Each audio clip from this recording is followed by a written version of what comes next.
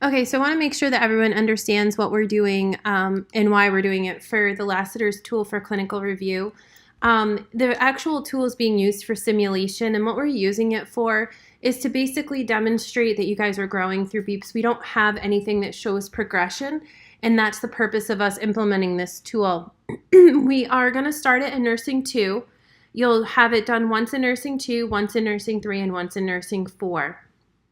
Basically, what we're trying to show is that as you're progressing, and you guys will see it, I'm sure, and starting to notice, recognize, interpret, and respond to different things as you'll go through simulations. As we progress, we try to decrease the amount of information we give you before you go in and expect that you figure out what's going on as you're in the situations. So that's part of this whole cycle. So if you look at this, basically, you'll have the noticing. We want to see that we want you to grasp what's happening and what are you going to do about it. You're going to analyze it. You're going to kind of interpret what's happening. Then you're going to be basically responding. So what is your action? What do you do when you recognize maybe that the patient's oxygen saturation is decreased or they're having difficulty breathing? Are you acting? And then what you're doing, what's happening. So did it help? Maybe you put oxygen on the patient, but you didn't have an order and you didn't notify the doctor and the patient decompensated more. And then maybe you're going back up and redoing your action, or you're reflecting on your action and saying, you know what, this is how it happened and this is what happened. This is why it happened. And this is what I would do to change it moving forward. So that's part of your reflecting. This is a growth process. We don't expect that you come into nursing 2. And sometimes we almost anticipate that you may not interpret. And this is a way for us to help reinforce what you're learning and hopefully help you understand it. That's the whole purpose of beeps and the big purpose of simulation. So the table that we're going to be doing, and we're going to change how we're doing it moving forward. What we're going to do is we are going to, as part of debriefing, once a semester, we're going to work with each group. So it won't be one person individually. It'll be focused on you guys as a group, and it'll be put in all of your folders. And then each semester, we're expecting as a group, you're going to be growing as well.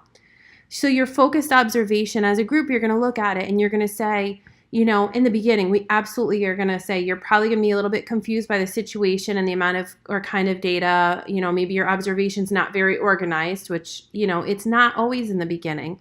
You're going to gradually be moving to an area where you're going to attempt to monitor a variety of things, but you may have bits and pieces of it missing.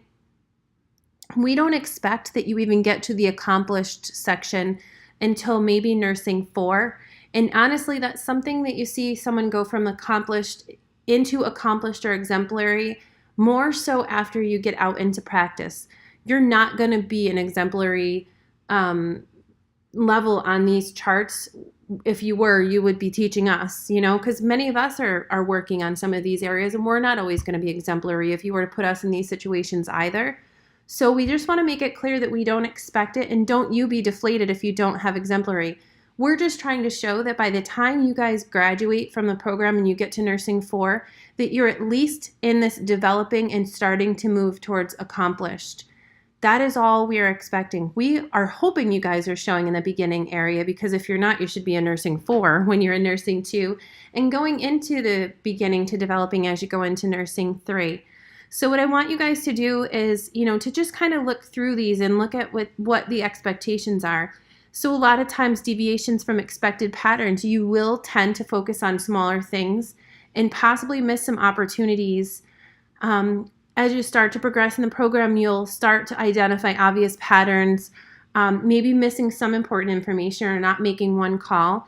And that's part of the debriefing. We're going to really try to explain that and reinforce that. And hopefully you'll walk away saying, if this were to happen again, this is maybe what I would do a little bit differently.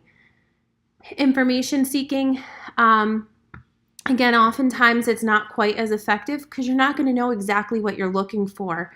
And that's okay. That's expected, and that's not a negative thing. What we're going to do as part of the debriefing is talk about what information might you have looked for and what might have helped you in this situation. So it's not just that we're giving you this score. We expect you to be a beginner in nursing 2 and sometimes leading into nursing 3 and be developing into nursing 4. You may find that in nursing 4 in some of the specialty areas that you might have a category in here that's closer to beginning because they are specialties and you don't know this content that well. That's okay. It's more for us to kind of focus our teaching with you and our, not as much teaching, but our debriefing and what we can show you and teach you and help you.